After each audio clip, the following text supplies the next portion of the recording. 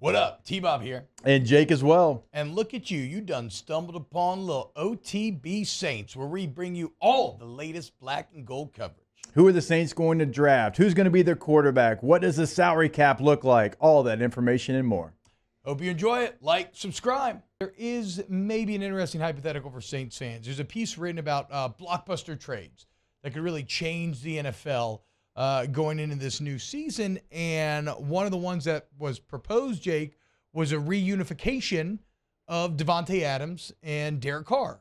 The Las Vegas Raiders trading Davante Adams to the New Orleans Saints. And I think the proposed trade was like the Saints give up a 2024 first-round pick and a 2025 third-round pick.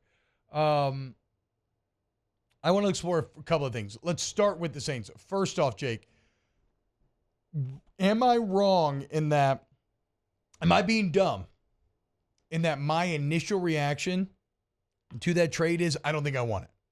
I mean, Derek Carr and Davante Adams did not play well together last year. Derek Carr, the numbers show that he was way over targeting Adams, trying to force it to him. It led to both regressing. You already got Mike Thomas and Olave and Raheem Shaheed. You know, there's only one ball, all that sort of stuff. But, like, am I being dumb because at the end of the day, you're adding Davante Adams? I actually agree with you. Okay. Davante Adams is a really good football player, one of the top 5, 8, whatever number you want to put on there. Some people have him top 3 receivers in the NFL, but we saw these two be teammates a year ago. I know every situation is different, but when you look at a room that like the Saints have, they have Chris Olave, who's really looking for that breakout number 1 receiver, top 10 in the NFL discussion type of year, then I think you would hurt his growth if you went and got a Davante Adams. You already have a Michael Thomas, who has been offensive player of the year in the NFL. I realize that you haven't gotten that from him, certainly in the last couple of years, but you have to bet on that for one more year. Rashid Shaheed was a huge surprise a year ago. Yeah. We talked about the redraft a couple of months ago. They had him in the top 50 picks of last year's draft. If you would have that draft again today, you have some other veteran candidates in Edwards, and you've got Washington. You selected A.T. Perry. Oh, yeah, It's kind of a A.T. project, Perry. but a lot of people were high on A.T. Perry. I thought he was going to be a third-round pick.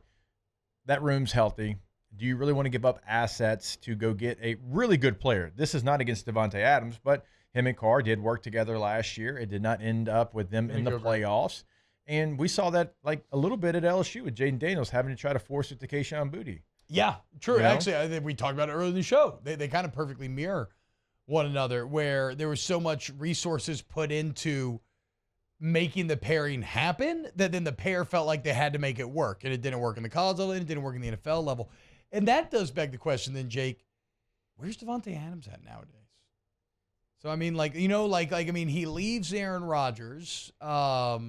He's going to rejoin his college teammate. He's going to take even further steps to being the guy. But remember, when he was at the Aaron Rodgers, he was rated 99 on Madden. He was all-pro. He was the number 1 receiver in the NFL. And then it just felt like last year was a massive step back. And I know this probably makes you happy, Jake, but where does it leave the Raiders, who put so many, eggs and resources into the Adams idea and making it work? And now a year later, they're already, at least in some sort of ethereal way, thinking about can we get value for this guy? Well, he had a really good year. I mean, he had 1,500 plus yards. I think. I didn't realize that. It was the second highest total in his career. He did have 14 touchdowns. That's also second highest. Okay, that's pretty awesome in his career. So like he had a good individual season, but when you look at the Raiders right now, I'm not sure that that's going to be the reason they win. They have holes on that roster, and so you do have a talented player that he's going to be 31 or either just turned 31 in this season. So getting a little bit older, but still there's still something left in his career, certainly. So like for the Raiders, I think it would make sense because you brought him in to pair up with your quarterback in Carr, college teammates. Obviously the rapport was there.